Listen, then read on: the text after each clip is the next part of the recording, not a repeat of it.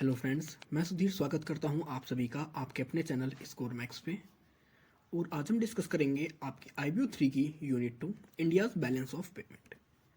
तो इस लेक्चर के अंदर हम जिन जिन पॉइंट्स को कवर करेंगे सबसे पहले उनके बारे में बात कर लेंगे। तो सबसे पहला हमारा concept of balance of payment, मतलब बैलेंस ऑफ पेमेंट का क्या कॉन्सेप्ट है और बैलेंस ऑफ पेमेंट किस तरह डिफरेंस है, अलग है हमारे बैलेंस ऑफ ट्रेड से। नेक्स्ट है बैलेंस ऑफ पेमेंट अकाउंटिंग, कि किस तरह इसको रिकॉर्ड किया जाता है, बैलेंस ऑफ पेमेंट के अंदर ट्रांजेक्शन्स किस तरह रिकॉर्ड करी जाती हैं, क्या क्रेडिट करते हैं, क्या डेबिट करते हैं, क्या इसके अकाउंटिंग स्टैंडर्ड्स हैं। नेक्स्ट है silent features of India's balance of payment, India's balance of payment के क्या फीचर्स हैं। नेक्स्ट है role of invisibles in balance of payment. Recent policy measures, दो तरह की पॉलिसी हमने मेजर करी थी, दो तरह की पॉलिसी बनाई गई थी जिससे कि हम अपने बैलेंस ऑफ पेमेंट को मेंटेन कर सकें, बैलेंस कर सकें। एक थी फॉरेन एक्सचेंज पॉलिसी और दूसरी थी कन्वर्टिबिलिटी। तो स्टार्ट करते हैं टॉपिक। तो सबसे पहले हम बात करते हैं बैलेंस ऑफ ट्रेड और बैलेंस ऑफ पेमेंट, ये दोनों क्या है। तो हम बैलेंस ऑफ ट्रेड की बात इसलिए करेंगे पहले क्योंकि जो बैलेंस ऑफ ट्रेड है, कह सकते हैं कि छोटा वर्जन है बैलेंस ऑफ पेमेंट का। इसको जब हम और एक्सपेंड करते हैं तो वो हमारा बैलेंस ऑफ पेमेंट कहलाता है, बन जाता है। तो बैलेंस ऑफ ट्रेड की बात करेंगे, refers to the difference between physical import and export, example visual items only for a period of a year. एक साल के अंदर जो भी हम विजुअल एक्सपोर्ट और इंपोर्ट करते हैं और उसके बीच का जो भी डिफरेंस होता है वही कहलाता है हमारा balance of trade. Visual items are those which are physically exported and imported, like merchandise, gold, silver, and other commodities during a given period of time. Export and import may be exactly equal in case the balance of trade is said to be balanced. और अगर किसी case में हमारा जो export है वो exactly equal हो जाए हमारे किसके, इंपोर्ट के, तो उस कंडीशन में हम क्या कहेंगे कि हमारा जो बैलेंस ऑफ ट्रेड है वो बैलेंस है। मतलब हमारा बैलेंस ऑफ ट्रेड बैलेंस होएगा जब हमारा एक्सपोर्ट और इंपोर्ट दोनों इक्वल होते हैं। लेकिन अगर कभी हम बात करते हैं कि हमारा जो एक्सपोर्ट है कंट्री का वो एक्सीड हो जाए, मतलब हमारा जो एक्सपोर्ट है वो ज़्यादा हो जाए और हमारा इंपोर्ट कम हो जाए, तो इस कंडीशन में क्या होगा, हम जब दूसरी कंट्री में अपने प्रोडक्ट को सेल करेंगे तो वहाँ से हमें ज़्यादा पैसे आएंगे, ज़्यादा फॉरेन एक्सचेंज आएंगे, लेकिन उनमें से हम कुछ का ही यूज़ करेंगे अपने इंपोर्ट्स की नीड को पूरी करने के लिए। तो इस कंडीशन में हम क्या कहेंगे, हमारा या कहेंगे एक्सपोर्ट सरप्लस है, या फिर कहेंगे जो हमारा बैलेंस ऑफ ट्रेड का बैलेंस है वो हमारे फेवरेबल है, मतलब फेवरेबल बैलेंस ऑफ ट्रेड हमारा, अगर हमारा एक्सपोर्ट ज़्यादा होता है और इंपोर्ट कम होता है।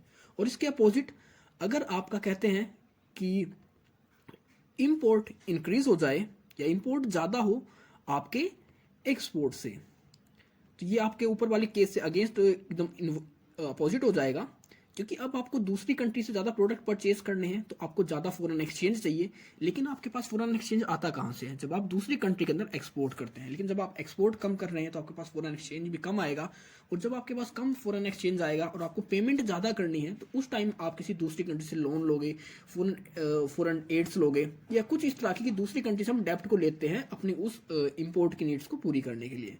तो इस तरह की कंडीशन में हम क्या कहेंगे, हमारा जो बैलेंस ऑफ ट्रेड है वो डेफिसिट में चल रहा है या अनफेवरेबल है हमारे लिए। और इसके अंदर हम कहते हैं कि जो भी सर्विसेज होती हैं उनके किसी भी एक्सपोर्ट एंड इंपोर्ट को इंक्लूड नहीं करते, चाहे आपकी बैंकिंग सर्विस हो, इंश्योरेंस सर्विस हो, ट्रैवल हो, इन्वेस्टमेंट इनकम हो, इन तरह की किसी भी तरह की सर्विस को हम इसके अंदर इंक्लूड नहीं करते बैलेंस ऑफ ट्रेड के अंदर। अब बात करेंगे बैलेंस ऑफ पेमेंट की। तो balance of payment is broader then the balance of trade, for its include not only visible but also invisible. तो कह सकते हैं हमारा जो बैलेंस ऑफ ट्रेड है उससे बहुत बड़ा होता है, वो एक बहुत बड़ा ब्रॉडर टर्म है हमारी बैलेंस ऑफ पेमेंट, क्योंकि बैलेंस ऑफ ट्रेड क्या था, वो सिर्फ विजिबल एक्सपोर्ट और इंपोर्ट को ऐड करता था, रिकॉर्ड करता था। लेकिन हमारा बैलेंस ऑफ पेमेंट है ये हमारे विजिबल और इनविजिबल दोनों तरह के एक्सपोर्ट और इंपोर्ट को रिकॉर्ड करता है, उनकी एंट्री करता है, उनको मेंटेन करता है। The balance of payment present a better picture of a country's economic and financial transactions within the rest of the world than the balance of trade. बात करते हैं कि बैलेंस ऑफ ट्रेड होता है, कि बैलेंस ऑफ ट्रेड में क्या होता है कि उससे हमें किसी कंट्री का ये नहीं पता चलेगा कि उस कंट्री की कितनी इनकम है, कितनी कह सकती है उसके एक्सपेंडिचर है, क्योंकि उसके अंदर हम सिर्फ फिजिकल एक्सपोर्ट कह सकते हैं, विजुअल एक्सपोर्ट को इंक्लूड करते हैं, विजुअल इंपोर्ट को इंक्लूड करते हैं। लेकिन जो बैलेंस ऑफ पेमेंट है ये हमारे विजिबल इनविजिबल दोनों तरह के एक्सपोर्ट को इंपोर्ट को डिस्क्राइब करता है, शो करता है। तो इसके थ्रू हमें किसी भी कंट्री की बेटर एक उस कंट्री की जो भी इकोनॉमिक इमेज है, जो फाइनेंशियल कंडीशन है उस कंपनी की या उस कंट्री की, वो मिल जाती है कहीं बेटर वे में comparison to balance of trade के कंपैरिजन। तो इस तरह हम कह सकते हैं कि बैलेंस ऑफ पेमेंट एक कंप्रीहेंसिव और सिस्टमैटिक रिकॉर्ड होता है हमारी सारी की सारी इकोनॉमिक ट्रांजैक्शंस का between the resident of country and rest over the world. मतलब हमारी कंट्री का रेजिडेंट ओवरऑल वर्ल्ड के किसी भी रेजिडेंट के साथ, किसी भी कंट्री के साथ कोई भी इकोनॉमिक ट्रांजेक्शन करता है तो उसका एक कह सकते हैं एक सिस्टमैटिक रिकॉर्ड होता है balance of payment. It present an account of all receipt and payment on account of goods exported, services rendered and capital received by resident government of a country, inflow from abroad, and goods imported, service received and capital transferred by the resident government of a country and outflow abroad।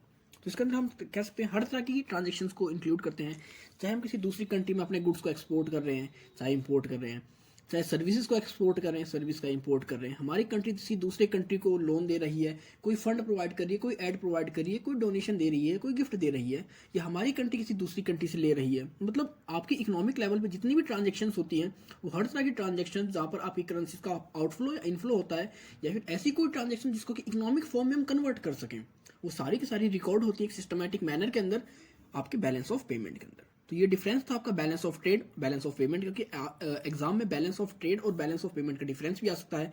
ये दोनों एक दूसरे से किस तरह अलग है तो आप समझ सकते हैं। अब अगर आपके एग्जाम में आता है तो आप इसको बेटर वे में एक्सप्लेन कर पाओगे। अब जैसे हम बात करते हैं बैलेंस ऑफ पेमेंट किस तरह बनता है, आप उसको देख सकते हैं। इसके अंदर कितने टेबल होते हैं, कौन कौन से कॉलम्स होते हैं। तो नॉर्मली इसके अंदर 3 पार्ट होते हैं। एक होता है आपका करंट अकाउंट, सबसे पहला जो आता है। दूसरा होता है आपका कैपिटल अकाउंट, और तीसरा होता है रिजर्व एंड मोनेटरी गोल्ड। इसको हम नॉर्मली तौर पर रिजर्व अकाउंट कहते हैं। तो करंट अकाउंट के अंदर बात करते हैं। करंट अकाउंट के अंदर क्या होता है, जब आप किसी भी तरह के एक्सपोर्ट इंपोर्ट, चाहे विजिबल हो चाहे इनविजिबल हो, चाहे आपकी दूसरी कंट्री में कोई आपने इन्वेस्टमेंट कर रखी है और वहां से इनकम आ रही है, या आप कोई ट्रांसफर कर रहे हैं प्राइवेट तौर पर, तो सारे के सारे ये जितने भी ट्रांसफर होते हैं, मतलब जो सर्विसेज होती हैं इनविजिबल तौर पे, मतलब हमने कोई दूसरी कंट्री के अंदर इन्वेस्टमेंट करी है तो उससे अर्निंग आ रही है, हमें किसी दूसरी कंट्री के अंदर ट्रांसफर करनी है अपनी कुछ पेमेंट, वो इसके अंदर आ जाएंगी। आपका चाहे कोई सर्विस प्रोवाइड कर रहे हैं आप, या दूसरी कंट्री से कोई सर्विस ले रहे हैं, कोई एक्सपोर्ट कर रहे हैं, इंपोर्ट कर रहे हैं, मतलब आपके ट्रेड से रिलेटेड जितना भी काम होता है वो सारा का सारा एक्सपोर्ट इंपोर्ट जो होता है, इन शॉर्ट फॉर्म में अगर हम बात करें तो सारा का सारा आपका करंट अकाउंट के अंदर आता है। इसके अंदर इनविजिबल के अंदर हम क्या क्या इंक्लूड करते हैं, क्योंकि अगर हम मर्चेंडाइज एक्सपोर्ट और इंपोर्ट का तुम्हें पता है, हम गुड्स को परचेज और सेल करना इसके अंदर आता है इनविजिबल के अंदर। नॉन फैक्टर सर्विसिंग के अंदर हम बात करेंगे इंश्योरेंस की, सॉफ्टवेयर की, प्लस स्पेंडिंग की, ये सब कुछ। इन्वेस्टमेंट इनकम के बारे में अगर हम बात करें, इसके अंदर क्या होता है, तो इसके अंदर आपके डिविडेंड होते हैं, इंटरेस्ट होते हैं जो कि आप एब्रोड से रिसीव करते हैं। प्राइवेट ट्रांसफर के अंदर आप बात करेंगे कि net private payments like remittance from workers abroad, और आपका ऑफिशियल ट्रांसफर्स के अंदर हम बात करेंगे net official payments overseas add.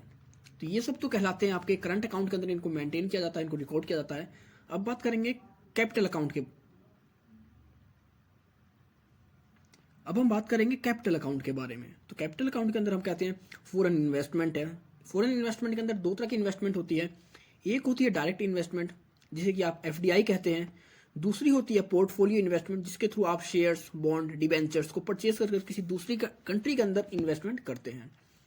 Next है आपका अदर फ्लोज। अदर फ्लोज के अंदर आपकी कहेंगे आपके जो डिलेड एक्सपोर्ट होते हैं वो सब कुछ इसके अंदर इंक्लूड हो जाएंगे।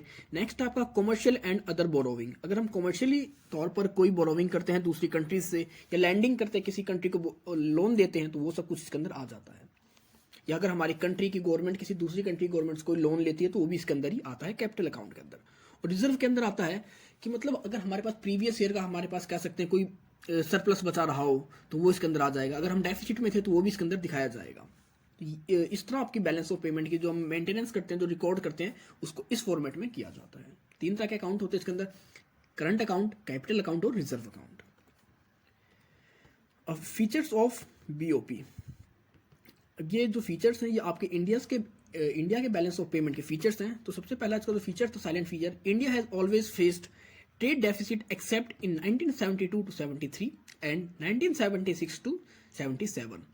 हमारी इंडिया का जो बैलेंस ऑफ पेमेंट है वो हरदम ही डेफिसिट में रहा है। एक्सेप्शनल केस हमारे पास 2 थे, सिर्फ 1972 to 73 का ईयर और 1976 to 77। इन दोनों ईयर को अगर हम छोड़ देते, इन फाइनेंशियल ईयर को छोड़ दें, तो हरदम ही हमारा जो कह सकते हैं बैलेंस ऑफ ट्रेड था वो डेफिसिट था। यहाँ पर हम बात कर रहे हैं 2000 तक के बारे में। नेक्स्ट आपका trade deficit increase from plan to plan with the exception of 4th plan when the trade deficit declined. हमारे हर 5 ईयर प्लान के साथ हमारा जो ट्रेड डेफिसिट था वो इंक्रीज होता जा रहा था, एक्सेप्ट हमारा जो 4th 5 ईयर प्लान था उसके अंदर हमारा जो ट्रेड डेफिसिट था वो डिक्रीज हुआ था। नेक्स्ट आपका the growth of rate of export varied from plan to plan. हमारी जो एक्सपोर्ट थी उसकी ग्रोथ होती जा रही थी कंटिन्यू, लेकिन उस फीचर में उस स्पीड में नहीं हो रही थी जितनी कि हमारे इंपोर्ट हो रहे थे। लेकिन हम बात करें सिर्फ ग्रोथ की तो हर प्लान टू प्लान हमारी जो एक्सपोर्ट सेक्टर था उसकी इंक्रीजमेंट या उसकी जो ग्रोथ हो रही थी। नेक्स्ट है net invisible receipt have been always positive. और हम जो सर्विस सेक्टर की अगर बात करते हैं तो उससे जो भी हमें इनकम मिला करती वो हरदम हमारे लिए पॉजिटिव थी, सरप्लस थी। नेक्स्ट आपका पॉइंट है the crisis in the balance of payment during 1991 in the first quarter 1991 to 92 made it necessary to mobilize additional external funds to close the gap. The task of government was difficult because the sinking international faith in our economy. In the end, the government succeeded in getting additional finance from the IMF, the World Bank, and some bilateral donors, especially Japan. तो 1991 और कह सकते हैं 1991 और 1992 का जो पहला quarter था उस टाइम हमारी जो कंडीशन थी बैलेंस ऑफ पेमेंट की बहुत ज़्यादा हम कह सकते हैं डेफिसिट में जा चुके थे। फिर उस टाइम हमें अब नीड हो चुकी थी कि अब हमें दूसरी कंट्री से कुछ ना कुछ फाइनेंशियल असिस्टेंस लेना पड़ेगा, लोन लेना पड़ेगा कि हमारा जो बैलेंस ऑफ पेमेंट था वो बहुत ज़्यादा डाउन हो चुका था, हमारी इकोनॉमी की वैल्यू मार्केट में धीरे धीरे गिर रही थी। तो उसकी वजह से हमारी गवर्नमेंट ने IMF से, वर्ल्ड बैंक से या कुछ कह सकते हैं जो बायलेटरल डोनर्स होते हैं उनसे डेप्ट लिया, लोन लिया अपने उस बैलेंस ऑफ पेमेंट को मेंटेन करने के लिए। और स्पेशली यहाँ पर जो लोन लिया गया था, डेप्ट लिया गया था, वो जापान से लिया गया था। नेक्स्ट है fiscal deficit affects not only the growth and stability but the crucial bearing on the balance of payment strategy to ensure a viable balance of payment calls for corrections in physical imbalance as well. तो आपका जो deficit होता है ये किसी country की growth या कह सकते हैं स्टेबिलिटी को इफेक्ट नहीं करता, ये इसको भी इफेक्ट करता है कि आपकी बैलेंस ऑफ पेमेंट की क्या स्ट्रेटजीज होंगी फ्यूचर में। क्योंकि आपका अगर ग्रोथ होती है तो आप अलग स्ट्रेटजी बनाओगे, अगर आप डेफिसिट में जा रहे हैं तो आपकी स्ट्रेटजी अलग होगी। नेक्स्ट है external assistant utilization have been low. A considerable part of authorized loan have been remained in the pipeline.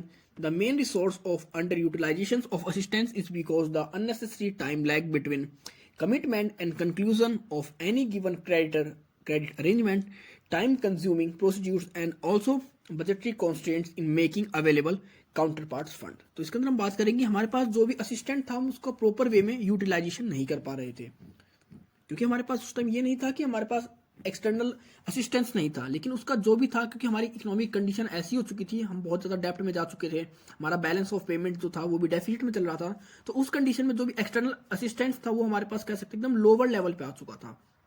और लोअर लेवल पे कब होगा कि जब अगर कोई चीज़ लोअर लेवल पे आ चुकी तो ना तो आपको दूसरी कंट्री से कोई लोन मिलेगा, ना आपको कोई असिस्टेंस मिलेगी, और अगर आपको असिस्टेंस मिल भी जाती है तो आपको उसकी कमिटमेंट होती है, तो उसका टाइम पीरियड आपको चाहिए होता है, उस चीज़ को आप प्रॉपर वे में यूज़ नहीं कर पाओगे, या वो हमारी कंट्री यूज़ नहीं कर पाई थी। Next, the collapse of USSR and emergence of a new number of independent states. Out of it badly hits countries' export. India's balance of payments thus continue to be under stress. तो जब भी कहते हैं कि USSR का collapse हुआ था, अलग अलग कंट्रीज के अंदर, इंडिपेंडेंट कंट्रीज के अंदर, स्टेट्स के अंदर जब ये डिवाइड हुआ था तो वो उस टाइम कह सकते हैं ओवरऑल वर्ल्ड की कंट्रीज के जो भी एक्सपोर्ट थे उसके ऊपर इफेक्ट देखा गया था।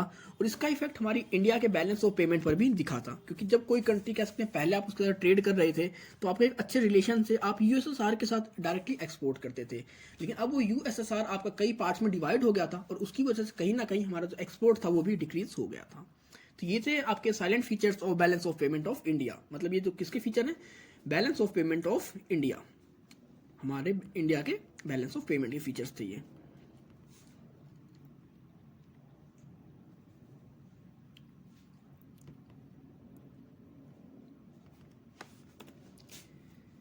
अब role of invisibles in BOP। अब हम बात करेंगे कि इनविजिबल्स का क्या रोल होता है बैलेंस ऑफ पेमेंट के अंदर। In the exchange of goods and services between countries there are visible and invisible exports and imports. Visible items mean those items which are physically exported and imported like merchandise, gold, silver and other commodities. The invisible one represent cost of services, income and transfer. The IMF manual classifies invisible account data under the following 8 heads. तो जब हम balance of payment की बात करते हैं या export import की बात करते हैं तो उसके अंदर हम दो तरह के ट्रेड करते हैं, एक होता है विजिबल एक्सपोर्ट इंपोर्ट, दूसरा होता है इनविजिबल एक्सपोर्ट इंपोर्ट। तो विजुअल के अंदर आपके जैसे गोल्ड हो गए, मर्चेंडाइज हो गए, सिल्वर हो गए या अदर कमोडिटीज जिनको कि हम फिजिकली टच कर सकते हैं, देख सकते हैं। लेकिन इनविजिबल के अंदर हम बात करते हैं सर्विसेज की। तो इन सर्विसेज ही हमारी कहलाती है एक तरह से इनविजिबल्स, उनका क्या रोल होता है तो इसके बारे में बात करेंगे। तो आईएमएफ ने इन सर्विसेज को कह सकते हैं डिवाइड किया गया है 8 हेड्स के थ्रू, या 8 हेड्स के अंदर इनको डिवाइड करा है आईएमएफ ने सर्विस सेक्टर को या इनविजिबल्स को।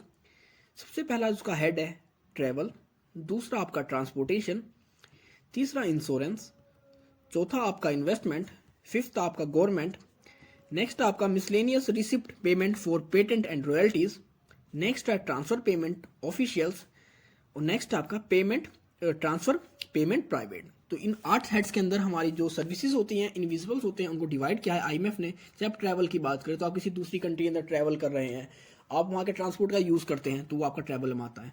ट्रांसपोर्टेशन, हम अपने गुड्स को एक जगह से दूसरी जगह पहुँचाने के लिए जिस मोड ऑफ मीडियम जिस कैरियर का यूज़ करते हैं उसको हम ट्रांसपोर्टेशन की बात करते हैं। इंश्योरेंस सेक्टर है आपका, इन्वेस्टमेंट इनकम है, गवर्नमेंट अगर किसी दूसरी कंट्री के अंदर कोई सर्विस प्रोवाइड करती है। आपकी मिसलेनियस की बात करें, आपने अपने पेटेंट राइट्स या आपने किसी प्रोडक्ट को दूसरी कंट्री किसी ओनर को दे रखे हैं और उसके थ्रू आपको जो इनकम आ रही है, आप कह सकते हैं रॉयल्टीज आपको आ रही है, रॉयल्टीज की अर्निंग आपके पास, वो सब कुछ इसके अंदर इंक्लूड किया था 8 हेड्स बनाकर आपकी इनविजिबल अकाउंट को। Around the 90s, there was a great inflow into the invisible account led by escalating private transfers, partially reflecting the conversion of India's development bonds (IDB) and the net worth improvement in software and other technology-related export. 90s के अंदर क्या देखा गया कि हमारी India का जो invisible export था वो एकदम से इंक्रीज हुआ, उसकी जो नेटवर्थ थी वो भी इंप्रूव हो गई। और इसके अंदर हम किन किन सेक्टर में इंप्रूव हुए एकदम 90s के अंदर, हमारे सॉफ्टवेयर और टेक्नोलॉजी एरिया के अंदर, क्योंकि ये दोनों आपके कह सकते हैं इनविजुअल्स के पार्ट थे, सॉफ्टवेयर और टेक्नोलॉजी। और हमारे इन दोनों का जो एक्सपोर्ट हुआ करता उसके अंदर हमारी एकदम से नेटवर्थ इंक्रीज हो गई और कहीं ना कहीं इसकी वजह से हमारा जो बैलेंस ऑफ पेमेंट था, जो पहले डेफिसिट में चल रहा था, वो अब इंक्रीज होने लगा था, कहीं ना कहीं बैलेंस होने लगा था। क्योंकि हमने पहले ही बात करी, हमारी जो सर्विसेज की या इनविजिबल की जो पेमेंट थी वो हरदम हमारे लिए पॉजिटिव थी। It caused quite a surplus and even the gross invisible receipt did more than the offset the increase in net investment income payment. तो इसकी वजह से हमारा जो बैलेंस ऑफ पेमेंट था कह सकते हैं वो सरप्लस हुआ, क्योंकि हमारी जो इनविजिबल से जो हमें इनकम आ रही थी, जो रिसिप्ट मिल रही थी, वो हमारी कहीं ज़्यादा थी हमारे जो भी कह सकते हैं पिछले डेप्ट थे या हमारे पिछला जो हमारे पास क्या जो हम डेफिसिट में थे उनके कंपैरिजन अब हमारी धीरे धीरे जो इनकम थी इनविजिबल्स के थ्रू बढ़ रही थी। जब हमारा इनविजिबल का सरप्लस बढ़ रहा है, हमारा एक्सपोर्ट बढ़ रहा है, तो कहीं ना कहीं हमारा जो ये विजुअल के अंदर हमें जो वहाँ पर डेफिसिट हो रहा था उसको मेंटेन कर रहा था, उसको बैलेंस कर रहा था, सरप्लस कर रहा था हमारा invisible. Behind the growing surplus under the net invisible were the relative stable growth in outflow as well as profit and dividends. India के अगर हम बैलेंस ऑफ पेमेंट की बात करते हैं तो इसके अंदर इनविजिबल का एक कह सकते हैं काफ़ी इंपॉर्टेंट रोल रहा है, क्योंकि आपकी जब हम 90s की बात करते हैं 2000 तक की बात करते हैं तो उस कंडीशन में क्या था, हमारी कंट्री का फिजिकल एक्सपोर्ट इतना नहीं था, इंप्रूव नहीं था, जितना कि हमारा कह सकते हैं इनविजिबल एक्सपोर्ट, हमारे सर्विस सेक्टर हमें इनकम दे रहे थे, जितना कि हमारा एक्सपोर्ट हो रहा था। तो आप समझ सकते हैं कि क्या रोल है इंडिया के बैलेंस ऑफ पेमेंट के अंदर हमारे इनविजिबल्स का। इनविजिबल्स मतलब हमारी सर्विसेज का, सर्विसेज के अंदर आपकी जैसे सॉफ्टवेयर होगी, टेक्नोलॉजी होगी, ट्रांसपोर्टेशन हो गया, इंश्योरेंस हो गया, या आपकी कोई रॉयल्टी है, पेमेंट्स हैं, ये सारी चीज़ों का कह सकते हैं आपकी कितनी इंपॉर्टेंट थी हमारे बैलेंस ऑफ पेमेंट को मेंटेन करने के लिए, उसको सरप्लस करने के लिए। नेक्स्ट है बैलेंस ऑफ पेमेंट अकाउंटिंग, कि बैलेंस ऑफ पेमेंट अकाउंटिंग किस तरह होती है। तो सबसे पहले हम बात करेंगे balance of payment accounting double entry system है। मतलब इसके अंदर अगर आपकी कोई भी एक एंट्री है, अगर वो एक साइड डेबिट में हो रही है एंट्री, तो एक साइड उसकी क्रेडिट में एंट्री होगी। आप इससे समझ सकते हैं कि जैसे अगर आपकी ये कोई टेबल है बैलेंस ऑफ पेमेंट की, और अगर कोई एक चीज़ इस साइड आप कहते हैं कि डेबिट में क्रेडिट हुई है, तो वहीं पर दूसरे अकाउंट में जाकर वो अपोजिट साइड में क्रेडिट में इंक्रीज हो जाएगी, मतलब क्रेडिट में वहाँ पर रिकॉर्ड हो जाएगी। इसके अंदर आपकी हर एंट्री 2 बार रिकॉर्ड करी जाती है, एक बार वो डेबिट साइड में रिकॉर्ड होती है, एक बार क्रेडिट साइड में रिकॉर्ड होती है। इसके डेबिट और क्रेडिट के बैलेंस हरदम इक्वल होते हैं, क्योंकि वही एंट्री आप डेबिट में कर रहे हो, वही एंट्री आप क्रेडिट में कर रहे हो, तो इनकी दोनों साइड के जो अमाउंट होते हैं वो हरदम मैच करते हैं। अगर आपके अमाउंट मैच नहीं करते तो मतलब आपकी कहीं ना कहीं एंट्री में आपने कोई मिस्टेक करी है, कोई आपसे ओमिशन हो गई है। नेक्स्ट इसके अंदर आपके 2 तरह के अकाउंट बनते हैं नॉर्मली जब हम बात करते हैं, एक होता है आपका करंट अकाउंट, दूसरा होता है आपका कैपिटल अकाउंट।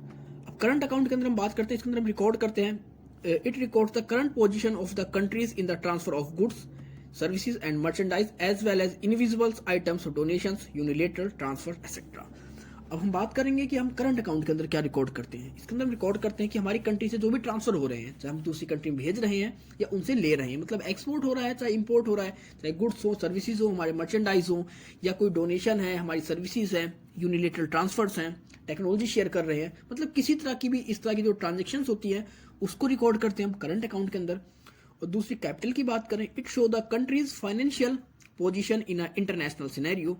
अब आपका जो कैपिटल अकाउंट होता है ये शो करता है किसी भी कंट्री के इंटरनेशनल सिनेरियो को, इंटरनेशनल वैल्यू को, उसकी फाइनेंशियल कंडीशन को।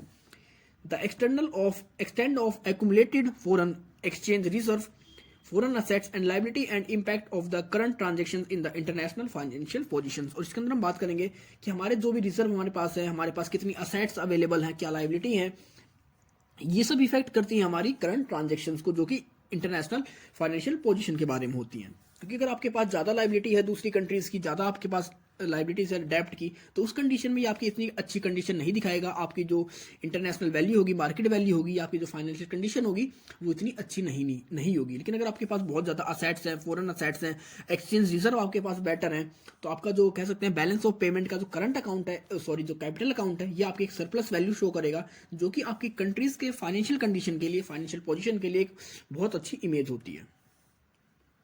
अब नेक्स्ट है फॉरेन एक्सचेंज पॉलिसी। तो उस टाइम क्या गया कि अब हम देख रहे थे हमारा बैलेंस ऑफ ट्रेड या बैलेंस ऑफ पेमेंट जो था ये डेफिसिट में चल रहा था। तो उस टाइम हमारी गवर्नमेंट ने क्या किया कि कुछ ऐसे रूल्स, रेगुलेशंस, पॉलिसीज बनाई जाएं जिसके थ्रू हम अपने बैलेंस ऑफ पेमेंट को प्लस में ला सकें या सरप्लस में ला सकें। तो उस टाइम पे हमारे पास सबसे पहले यही था कि हम अपनी कंट्री की करेंसी को किस तरह दूसरी कंट्री करेंसी में एक्सचेंज करें। सबसे बड़े हमारे पास कहते हैं जो प्रॉब्लम थी यही थी। तो पहले हमारे पास क्या था, हम एक फिक्स स्टैंडर्ड का यूज क्या करते हैं, हमारी जो करेंसी की वैल्यू थी वो फिक्स थी कंपेरिजन टू किसी और दूसरी कंट्री की करेंसी के साथ। लेकिन टाइम के साथ फिर जब 1993 के अंदर हम बात करते हैं तो वहां पर हमने ऐसा एक सिस्टम यूज किया, एक्सेप्ट किया कि अब हमारी कंट्री की जो करेंसीज की वैल्यू होगी, जो एक्सचेंज रेट होगा, वो हमारी इकोनॉमिक कंडीशन या कह सकते हैं जो मार्केट पोजीशंस होती हैं उसके हिसाब से चेंज होगा। अगर हमारी डिमांड ज़्यादा होगी हमारी करेंसीज की मार्केट के अंदर तो हमारी करेंसीज के एक्सचेंज रेट हाई हो जाएंगे, अगर डिमांड कम है तो वो कम हो जाएंगे। मतलब यहाँ पर एक तरह से फ्लोटिंग एक्सचेंज रेट का कॉन्सेप्ट यहाँ पर यूज़ किया गया। और यहाँ पर जो भी आपके मैक्रो इकोनॉमिक फैक्टर्स थे, फंडामेंटल्स थे, वो हमारी कंट्री की जो एक्सचेंज रेट थे करेंसीज को उसको डिटरमाइन करेंगे। अब ये नहीं था कि आपकी करेंसीज का एक्सचेंज रेट एकदम फिक्स रहेगा। यहाँ पर इन्होंने कर दिया था कि अब आपकी करेंसीज के जो एक्सचेंज रेट है आपकी डिमांड सप्लाई के हिसाब से या आपकी जो मैक्रो इकोनॉमिक फंडामेंटल्स हैं उनके हिसाब से अपने आप को एडजस्ट करेंगे। If the objective is to prevent real appreciation of the exchange rate and preserve external competitiveness, there could be 4 options or a combined therefore to choose from। अब कई बार हमारी गवर्नमेंट को लगता है कि हमारी जो करेंसीज है उनकी जो वैल्यू है बहुत ज़्यादा इंक्रीज हो जा रही है, या फिर वो हमारी कह सकते हैं एक्सटर्नल कंपटीशन होता है उसको इंक्रीज कर रही है, या हमारी इकोनॉमी के लिए वो बेटर नहीं है, तो हमारा एक्सचेंज रेट चल रहा है या हमारे कंट्रोल से बाहर है। तो उस कंडीशन में भी गवर्नमेंट के पास कुछ कह सकते हैं कुछ ऑप्शंस थे जिसके थ्रू कि उस एक्सचेंज रेट को रेगुलेट कर सकें, कुछ ऐसी पॉलिसीज का यूज कर सकें जिसके थ्रू कि अपनी कंट्री की कह सकते हैं बैलेंस ऑफ पेमेंट को मेंटेन कर सके, अपनी करेंसीज की वैल्यू को मेंटेन कर सकें। क्योंकि करेंसीज की वैल्यू तभी आप मेंटेन कर पाओगे जब आप अपनी कंट्रीज के ट्रेड को रेगुलेट करोगे। ट्रेड को रेगुलेट करोगे मतलब अपनी डिमांड और सप्लाई को रेगुलेट करोगे। तो इसके अंदर सबसे पहले जो 4 पॉइंट थे, 4 ऑप्शन थे हमारे बैंक के पास, हमारी गवर्नमेंट के पास सबसे पहला था the central bank could intervene in the foreign exchange market and then stabilize the incremental liquidity thus generated thereby keeping the monetary expansion under check। अब इसके अंदर था कि हमारा जो सेंट्रल बैंक है कभी भी इंटरवेंशन कर सकता है फॉरेन एक्सचेंज मार्केट के अंदर अपनी कंट्रीज की करेंसीज के एक्सचेंज रेट को रेगुलेट करने के लिए। मतलब ये नहीं था कि अब हमारी जो सेंट्रल बैंक है प्रॉपर वे में बाहर थे फॉरेन एक्सचेंज मार्केट के, एक तरह से उसके अंदर एक तरह से हमारी कंट्री के लिए इंपॉर्टेंट रोल प्ले करा करते हैं ये हमारे सेंट्रल बैंक की। जब भी इन्हें लगेगा कि हमारी कंट्री की करेंसीज की वैल्यू घट रही है, बढ़ रही है, तो उसको ये अपने हिसाब से, अपनी पॉलिसीज के हिसाब से उसको रेगुलेट करेंगे, मेंटेन करेंगे। नेक्स्ट था trade restrictions could be relax so as to enable capital flows generally supplement domestic saving and such have the potential to foster economic growth. अब कह सकते हैं कि जो ट्रेड रेस्ट्रिक्शंस होता है वो भी लगा सकते थे ये कि जब आपका जो ट्रेड रेस्ट्रिक्शंस होते हैं वो क्यों लगाए जाते हैं, क्योंकि आपकी कंट्री के अंदर आपकी जो कंट्री की इकोनॉमी है वो डेवलप हो सके, आपके बिजनेस डेवलप हो सके। और जब हम कह सकते हैं अपनी कंट्री के अंदर इसके ऊपर रेस्ट्रिक्शन लगा देंगे तो हम दूसरी कंट्री से कम प्रोडक्ट को इंपोर्ट करेंगे। जब इंपोर्ट कम करेंगे तो वहाँ पर हमारी कंट्री से जो कैपिटल का आउटफ्लो होता है वो भी कम हो जाएगा। और कहीं ना कहीं जब हम अपनी कंट्री के हर प्रोडक्ट को यूज करेंगे तो हमारी जो इकोनॉमिक ग्रोथ है वो भी धीरे धीरे इंक्रीज होगी। नेक्स्ट पॉइंट था, जो नेक्स्ट ऑप्शन था इनके पास, the authorities could relax restrictions on capital outflow. अब इसके दूसरा ही ऑप्शन था कि अब वो अथॉरिटीज जो हमारा रिलैक्स था रेस्ट्रिक्शंस का, उसको भी खत्म कर सकते थे, उसको भी कम कर सकते थे कैपिटल आउटफ्लो के ऊपर।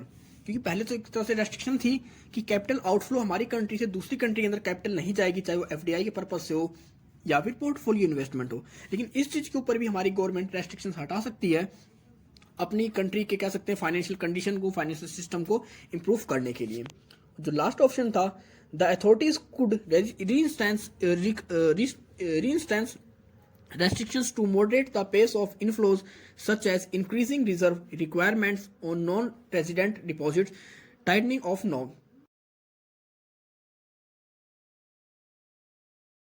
फोर्थ ऑप्शन था हमारी गवर्नमेंट के पास कि जो हमारी अथॉरिटीज हैं वो इन रेस्ट्रिक्शंस को कभी भी री इंट्रोड्यूस कर सकती हैं, या जो हमारी कंट्रीज के जो इनफ्लो होते थे करेंसीज के या कैपिटल के आउटफ्लो होते थे उन सभी को दोबारा भी री इंट्रोड्यूस कर सकते थे। मतलब इनको जैसी नीड होगी उसको इंट्रोड्यूस भी कर सकते हैं, उनको हटा भी सकते हैं, या फिर उसके अंदर कोई भी रेस्ट्रिक्शंस भी लगा सकते हैं, या हमारे जो सेंट्रल बैंक थे वो भी इंटरवेन कर सकते हैं फॉरेन एक्सचेंज मार्केट के अंदर स्टेबलाइज करने के लिए हमारी जो लिक्विडिटी की कंडीशंस होती है फॉरेन एक्सचेंज की उसको। तो ये थी हमारी फॉरेन एक्सचेंज पॉलिसी। इसके अंदर नॉर्मली बात करी गई थी कि हम किस तरह अपनी कंट्री को दूसरी कंट्री करेंसीज के अंदर एक्सचेंज करेंगे, क्या हमारा एक्सचेंज रेट होगा, उस एक्सचेंज रेट को कंट्रोल करने के लिए, या हमारी कंट्री जो आउटफ्लो या इनफ्लो होता है उसको किस तरह हम रेगुलेट करेंगे। अब इसके बाद था आपका कन्वर्टेबिलिटी। कन्वर्टेबिलिटी के अंदर बात करते हैं कि हम किस तरह अपनी दूसरी कंट्री करेंसीज को अपनी कंट्री करेंसी में लाकर एक्सचेंज करें। आप इसको एग्जाम्पल समझ सकते हैं कि आपको कोई लोन चाहिए और आपको वो लोन हमारी कंट्री से नहीं मिला, तो आपने क्या किया, आप किसी दूसरी कंट्री में गए, हो सकता है आप अमेरिका में गए, वहां से कुछ आपने डॉलर्स की फॉर्म में लोन लिया, उस कंट्री से आपने डॉलर की फॉर्म में लोन लिया अमेरिका से। अब आप उसी डॉलर की फॉर्म के लोन को अपनी कंट्री में लेकर आए इंडिया में, और आप हमारे आरबीआई से कहते हैं कि आप मुझे इसके बदले इंडियन जो करेंसी है वो दे दो। तो ये नहीं था पहले कि आप कितनी भी करेंसी दूसरी कंट्री से लेके आओ और उसको अपनी कंट्री में लाकर एक्सचेंज कर लो अपनी होम कंट्री के अंदर, क्योंकि हो सकता है किसी पर्सन को अपनी कंट्री के अंदर लोन ना मिले, लेकिन हो सकता है उसकी कोई ब्रांच हो, कोई सब्सिडरी दूसरी कंट्री के अंदर हो जिसके थ्रू से इजीली वे में लोन मिल जाए। जहाँ पर दो तरह के पर्पज थे, एक था आपका करंट अकाउंट से रिलेटेड और दूसरी आपकी ट्रांजेक्शन हुआ करती कैपिटल अकाउंट से रिलेटेड। दोनों ट्रांजेक्शन के बारे में बात करेंगे। तो सबसे पहले हम बात करते हैं करंट अकाउंट कन्वर्टेबिलिटी। अब करंट अकाउंट के अंदर बात करी गई थी कि अगर आपको फॉरेन एक्सचेंज चाहिए और आपको किसी दूसरी कंट्री के अंदर जाकर उसका इन्वेस्टमेंट करना है, या आपके पास इनकम आपको दूसरी कंट्री करेंसीज में चाहिए, वो for the purpose of current account. मतलब अगर आपको करंट अकाउंट के पर्पज से, ये करंट अकाउंट के काम से आपको अपनी करेंसीज को एक्सचेंज करना है किसी दूसरी कंट्री करेंसी में, या फिर किसी दूसरी कंट्री की करेंसी को आप हमारी कंट्री में लाकर एक्सचेंज करते हो, तो उसके ऊपर रेस्ट्रिक्शन हटा दी गई थी। ये नहीं था कि आप एक फिक्स लिमिट कर दी कि आप 10,000, 1 लाख या 1 करोड़ तक ही उसको एक्सचेंज कर सकते हैं। इधर से एकदम फ्री कर दिया गया था कि आप कितनी भी करेंसीज को ला सकते हैं दूसरी कंट्री की हमारी कंट्री के अंदर एक्सचेंज करने के लिए, या हमारी कंट्री के अंदर आप कितनी भी करेंसीज को एक्सचेंज कर सकते हैं दूसरी कंट्री करेंसी में, बट उनका जो पर्पस होना चाहिए वो सिर्फ करंट अकाउंट का पर्पस होना चाहिए। नॉर्मली इसके अंदर यही बात करी गई थी और ये अडॉप्ट कब किया गया था आपका करंट अकाउंट कन्वर्टेबिलिटी, अगस्त 1994 के अंदर। इसके अंदर यही बात थी कि आप करंट अकाउंट के पर्पस से अपनी कंट्री के अंदर आपकी जो करेंसी है उसको किसी भी दूसरी कंट्री करेंसी में एक्सचेंज कर सकते हैं, या किसी दूसरी कंट्री करेंसी से किसी बोरोविंग कर करके, हो सकता है आपको अपनी कंट्री में लोन ना मिले, कोई ऐसी कंडीशन हो, तो आप दूसरी कंट्री से लोन को लेकर और आप अपनी कंट्री में आकर उस लोन के अमाउंट को अपनी खुद की कंट्री की करेंसी में कन्वर्ट करा सकते हैं। तो ये तो बात हुई थी आपकी करंट अकाउंट कन्वर्टेबिलिटी के बारे में। लेकिन इसके अंदर एक और पॉइंट था कि जैसे आपकी एक्सटर्नल कमर्शियल बोरोविंग, मतलब आप किसी दूसरी कंट्री से कोई बोरोविंग कर कर आए, लोन लेकर आए और आप उसे हमारी कंट्री के अंदर आके एक्सचेंज कर रहे हैं। तो इसके अंदर ये था कि आपका जो मैच्योरिटी पीरियड होता है उस डेप्ट का, उस लोन का, वो मिनिमम 3 साल होना चाहिए।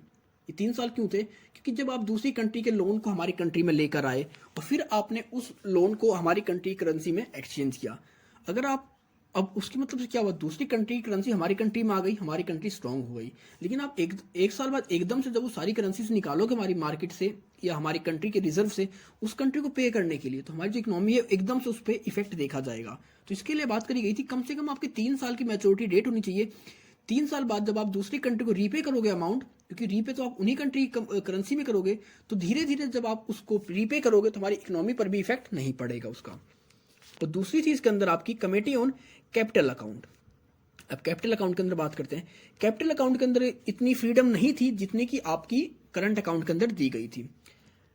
CAC capital account convertibility refer to the freedom to convert local financial assets into foreign financial assets. अब इसके अंदर हम बात करते हैं फाइनेंशियल असेट्स के बारे में कि किस तरह आप अपनी कंट्री के असेट्स को दूसरी कंट्री के असेट्स के अंदर कन्वर्ट कर सकते थे फाइनेंशियल जो हुआ करती, जैसे आपके बॉन्ड्स हो गए, डिबेंचर्स हो गए, या आपके शेयर्स हो गए, या आपकी कोई भी करेंसीज हो गई। तो इसके अंदर लेकिन कुछ लिमिटेशंस लगा दी गई थी। ये नहीं है कि आप कह सकते हैं करंट अकाउंट की तरह कितनी भी करेंसी लेके आओ दूसरी कंट्री से, या अपनी कंट्री के अंदर कितनी भी दूसरी कंट्री की वैल्यू करेंसी के हिसाब से आप एक्सचेंज कर लो करेंसी। यहाँ पर आपके पास ऊपर कुछ रेस्ट्रिक्शंस लगा दिए गए थे, कुछ कह सकते हैं कुछ रूल्स रेगुलेशंस थे, और आप उनको फॉलो कर कर ही आप अपनी कंट्री के अंदर या दूसरी कंट्री की जो आपकी फाइनेंशियल असेट्स थी उनको एक दूसरे के अंदर कन्वर्ट कर सकते थे। तो ये दो तरह की कन्वर्टिबिलिटी हमने वहां पर यूज करी थी अपने बैलेंस ऑफ पेमेंट को मेंटेन करने के लिए। एक तो थी करंट अकाउंट कन्वर्टिबिलिटी। इसके अंदर बात करी गई थी कि आप करंट अकाउंट के पर्पज से अपनी कंट्री के अंदर दूसरी कंट्री, अगर आपके पास पैसे हैं और आप चाहते हैं कि आपको दूसरी कंट्री की करेंसीज चाहिए, तो आप करंट अकाउंट के पर्पज से जितनी भी आपको इनकम चाहिए दूसरी कंट्री करेंसीज उसको एक्सचेंज कर सकते हैं। और आप दूसरी कंट्री से लोन लेकर भी उसको हमारी कंट्री में लाकर भी उसको RBI के अप्रूवल के बाद उसको आपकी नीड की करेंसी में, आपकी डोमेस्टिक करेंसी के अंदर उसको एक्सचेंज कर सकते थे, कन्वर्ट कर सकते थे। और दूसरा था कैपिटल अकाउंट। कैपिटल अकाउंट के अंदर की बात वही होती है कि आपकी कन्वर्टेबिलिटी करती है, किस तरह आप अपनी किसी लोकल फाइनेंशियल असेट्स को फॉरेन फाइनेंशियल असेट्स के अंदर कन्वर्ट करोगे। लेकिन इसके अंदर इन्होंने बहुत सारे इंप्लीमेंटेशंस थे, इनके कह सकते हैं रूल्स रेगुलेशंस रेस्ट्रिक्शंस थे। एक तरह से हम पूरे फ्रीली नहीं थे जितने की हमें फ्रीडम मिली थी करंट अकाउंट कन्वर्टेबिलिटी के अंदर। तो ये था आपका चैप्टर 2। आई होप आपको सब कुछ समझ में आ गया होगा, क्योंकि नॉर्मली इसके अंदर सिर्फ दो ही बात करी गई है, एक सिर्फ आपका बैलेंस ऑफ पेमेंट और दूसरा आपका बैलेंस ऑफ ट्रेड। दोनों के अंदर क्या डिफरेंस है, क्या फीचर्स हैं, या कौन कौन से स्टेप्स लिए गए हमारी गवर्नमेंट के थ्रू इस बैलेंस ऑफ पेमेंट को मेंटेन करने के लिए। और अगर आपने अभी तक मेरे चैनल को सब्सक्राइब नहीं किया है तो चैनल को सब्सक्राइब कर लें, वीडियो को लाइक और शेयर करना ना भूलें। तो मिलते हैं जल्दी एक नई वीडियो के साथ, तब तक के लिए take care, good bye friends.